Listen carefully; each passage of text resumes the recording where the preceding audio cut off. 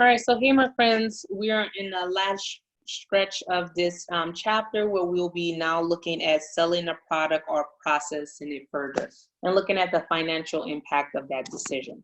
Okay, so before we get into the example, when we're looking at process or sell it, there's many things that go into this. So during the manufacturing process, a product normally goes through various stages.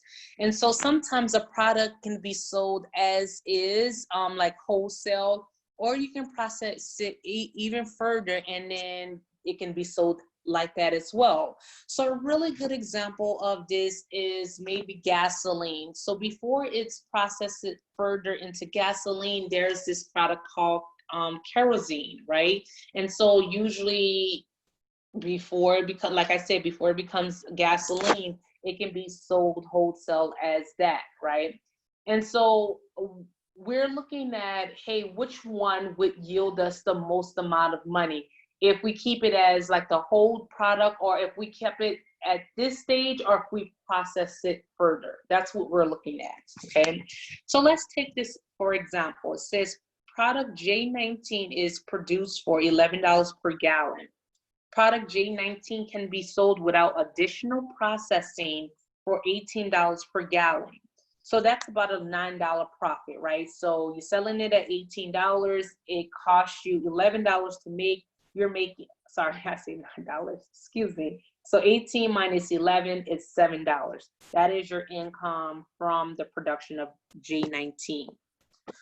Or alternative number two is you can process it further into product R33 at an additional cost of $7 per gallon.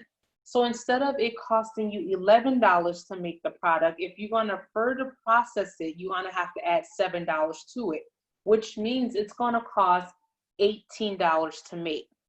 But product R33 can be sold at $24 per gallon. So which one do you do? Do you leave it as is as product J19, or do you process it to product R33? So let's see. Okay, so here's our differential analysis as we've done in all the other videos. So alternative number one is sell it as product J19. Alternative number two is process it further into product R33. So let's look at it. So this is the down and dirty, easier version, but I'm going to walk you through it. I kind of went through it a little bit before. So alternative number one is if we sell it as J19, it's $18 and the cost is $11, which yields $7 of income. If we process it further, it tells us we can sell R33 for $24 per gallon, which is listed here.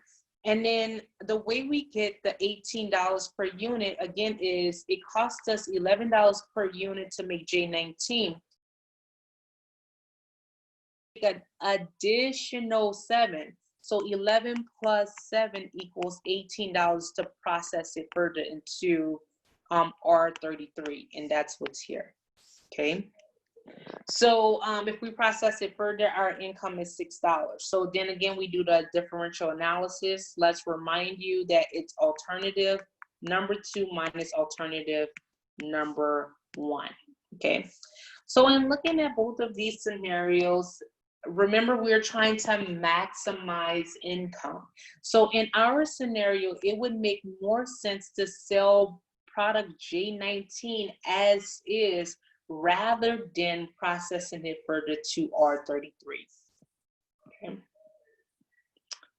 All right, so that was pretty much all of that one. That one is a really good one. I like going through that one. But there's more examples in your book that you will enjoy as well. All right, so now our next one we're going to look at is accepting additional business at a special price. Now, this one is a really easy one to try to consider, but let's walk through it. So a company may be offered the opportunity to sell its product at prices other than normal prices. Now, maybe you make Christmas trees or something, or basketballs. That's a good example we'll go through. And maybe it's your off season, but someone comes to you and say, hey, we want to do Christmas in July.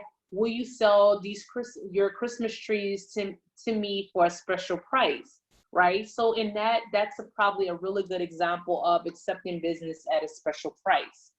Now you have to, like we've done in many situations, we need to consider the financial impacts of accepting business at a special price. Okay, so we have this information. Let's look at it from the perspective of maybe making basketballs. So here's our monthly productive capacity, the current monthly sales, our normal domestic selling price, our manufacturing costs, both variable and fixed costs. Okay. All right. So let's look at what happens if we get an offer. So it says on March 10th of the current year, B-Ball Inc. receives an offer from an exporter for 5,000 basketballs at $18 each. So as you can tell from this example, normally they're selling it at $30, but they're asking them for $18. So that's a special price, right? Production can be spread over 3 months without interfering with the normal production or incurring overtime. Now that's a really important concept to understand, because if it's going to cost overtime or if it's going to interrupt their normal production, then it may not be worth taking on this special offer, right?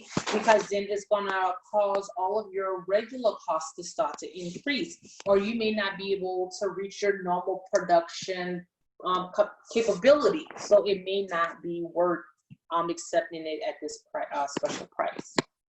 All right, then lastly, it says the pricing policy in the domestic market will not be affected. Now, that's a very important concept to understand, which I like talking about in so many ways, because the reason why it is mentioned is because of the Robertson-Patman Act.